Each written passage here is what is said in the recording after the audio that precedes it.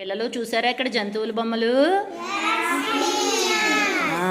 ఇవన్నీ కూడా ఈ జంతువులు పక్షులు ఇవన్నీ కూడా ఈ బుట్టలో నేల మీద ఉండేవి వెయ్యాలి. ఓకేనా? ఈ బుట్టలో ఏం వేయాలి? నీటిలో ఉండేవి వేయాలి. నీరు కనబడుతుంది కదా. ఇక్కడ చూడండి, ఇవేంటి? చెట్ల మీద ఉండేవి బుట్టలో వేయాలన్నమాట. చెట్టు కనబడుతుందా? చెట్టు 3 రకాల బుట్టలు ఉన్నాయి కదా ఇక్కడ.